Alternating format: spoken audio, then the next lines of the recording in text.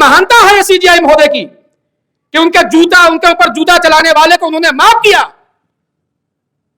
लेकिन देश में जो सत्ता चला रहे हैं उनसे मेरा गंभीर प्रश्न है कि अगर देश का मुख्य न्यायाधीश सुप्रीम कोर्ट का, उसका सम्मान आप सुरक्षित नहीं कर रख पा रहे हैं, तो इस देश की जनता का सम्मान क्या सुरक्षित रख पाएंगे? मैं उस सरकार से क्या अपेक्षा करूं, उस सरकार से क्या अपेक्षा करूं कि संवैधानिक मूल्य जिंदा रहेंगे या लोकतंत्र जिंदा रहेगा, तो लगातार संवैधानिक संस्थाओं को अपने कब्जे में करती है और लोकतंत्र की दिन प्रतिदिन और पल प्रतिपल हत्या करती है। यहां पर अभी सभी लोगों ने अपनी बात रखी और आर्टिकल 14, 19 और 21 की बात की गई। क्या साथियों, हमें बोलने का अधिकार है आज? यह हमारे जीने का अधिकार है? यह हमारी स्वतंत्रता का अधिकार है? यह अपने अपने दिल पर हाथ रख के सोचिए कि इनके ऊपर का संवैधानिक संस्थाओं और संविधान में जो प्रदत्त अधिकार है उनका अतिक्रमण नहीं हो रहा है।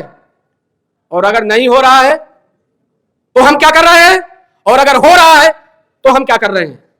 लेकिन साथियों, मैं बड़ी गंभीरता के साथ इस बात को कहता हूं कि अगर हम और आप आज के इस दौर में नहीं संविधान पर जो प्रदत्त अधिकार हैं उनके प्रति चेते, तो हमारी और आपकी पीढ़ी तो ये सर्वाइव कर ले जा रही है, लेकिन आगे आने वाली पीढ़ी सर्वाइव नहीं कर पाएगी, अपने हक अधिकार सुरक्षित नहीं कर रख पाएगी।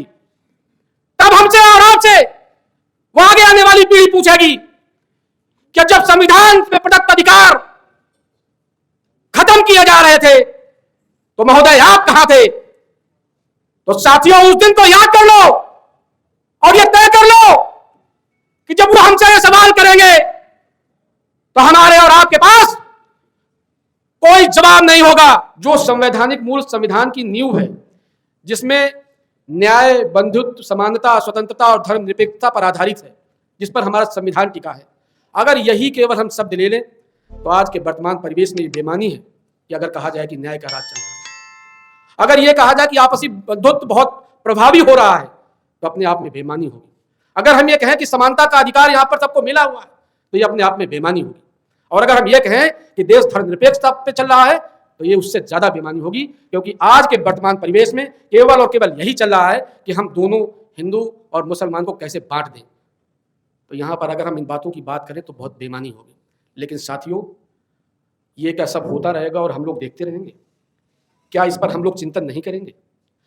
और अगर हम लोग चिंतन नहीं करेंगे तो चिंतन करने आएगा कौन या चिंतन करेगा कौन? यहां पर हमारे नौजवान साथी भी बैठे हैं और यहां पर हमारे आगे वाली पीढ़ी है और पीछे जो हम लोगों की पीढ़ी है वो भी बैठी है।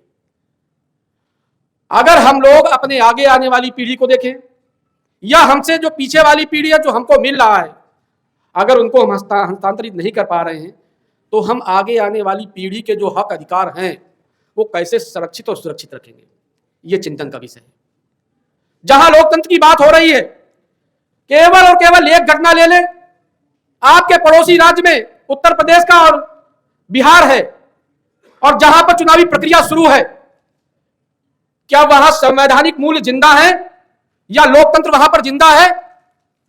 एसआईआर के नाम पर लाखों हजारों वोट काट दिए गए और देश का गृह मंत्री अगर यह कहे कि एसआईआर केवल इसलिए किया जा रहा है कि बिहार से रोहिंग्या को हटाना है, तो मैं आज कॉन्स्टिट्यूशन क्लब के माध्यम से, इस कार्यक्रम के माध्यम से देश के गृह मंत्री से यह पूछना चाहता हूं कि अगर एसआईआर इसलिए कराया गया था कि यहां से रोहिंग्या हटाए जाएंगे, तो मुझे वो सूची दे दी जाए जिसमें एक भी रोहिंग्या का नाम काटा गया हो। मैं उस सरकार से क्या अपेक्षा करूं, उस सरकार से क्या अपेक्षा करूं कि संवैधानिक मूल्य जिंदा रहेंगे या लोकतंत्र जिंदा रहेगा, तो लगातार संवैधानिक संस्थाओं को अपने कब्जे में करती है और लोकतंत्र की दिन प्रतिदिन और पल प्रतिपल हत्या करती है। यहां पर अभी सभी लोगों ने अपनी बात रखी और आर्टिकल 14, 19 और 21 की बात की गई। क्या साथियों, हमें बोलने का अधिकार है आज? यह हमारे जीने का अधिकार है? यह हमारी स्वतंत्रता का अधिकार है? यह अपने अपने दिल पर हाथ रख के सोचिए कि इनके ऊपर का संवैधानिक संस्थाओं और संविधान में जो प्रदत्त अधिकार है उनका अतिक्रमण नहीं हो रहा है। और अगर नहीं हो रहा है तो हम क्या कर रहे हैं, और अगर हो रहा है तो हम क्या कर रहे हैं? लेकिन साथियों, मैं बड़ी गंभीरता के साथ इस बात को कहता हूं कि अगर हम और आप आज के इस दौर में नहीं संविधान पर जो प्रदत्त अधिकार हैं उनके प्रति चेते, तो हमारी और आपकी पीढ़ी तो ये सर्वाइव कर ले जा रही है, लेकिन आगे आने वाली पीढ़ी सर्वाइव नहीं कर पाएगी, अपने हक अधिकार सुरक्षित नहीं कर पाएगी।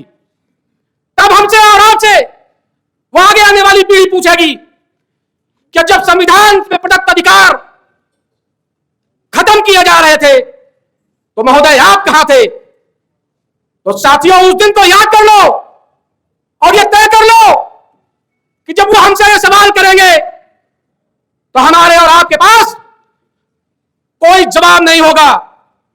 लेकिन इस कॉन्स्टिट्यूशन क्रम में साथी जितने भी बैठे हैं, अगर उनसे सवाल ये होगा तो वो जरूर इस बात का जवाब दे पाएंगे कि जब इनकी हत्या की जा रही थी, लोकतंत्र की हत्या की जा रही थी, संवैधानिक मूल्यों को खत्म किया जा रहा था, संवैधानिक संस्थाओं का दुरुपयोग किया जा रहा था, उनका अतिक्रमण किया जा रहा था, तो कमल किशोर जी के बुलावे पर मैं कॉन्स्टिट्यूशन क्रम में आकर के उस सत्ता के खिलाफ आवाज को बुलंद कर रहा था।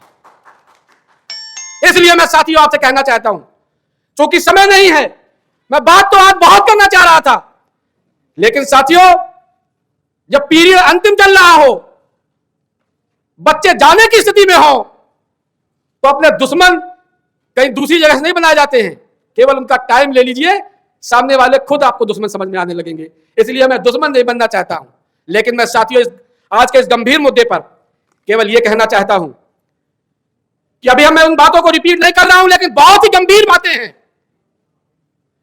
जात के नाम पर अगर रायबरेली उत्तर प्रदेश में हरिओम वाल्मीकि की हत्या कर दी जाए और केवल इस बिना पर हत्या कर दी जाए कि वो एक उसने विपक्ष के नेता की बात नाम ले लिया और उन गुंडों ने कहा कि मैं अमुक व्यक्ति का समर्थक हूं और उसको पीट पीट के मार डाला जाता है।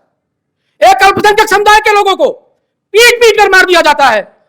क्या साथियों ऐसे ही लोकतंत्र और संविधान जिंदा रहेगा? इसलिए मैं आज इस कार्यक्रम के माध्यम से कहना चाहता हूं साथियों, इन गंभीर विषयों पर चिंतन जरूर कर लीजिए, क्योंकि जो वर्तमान दौर है, इस दौर से अगर निपटना है हमें, तो हमें और आपको अपने अधिकारों के प्रति सचेत रहने की आवश्यकता है।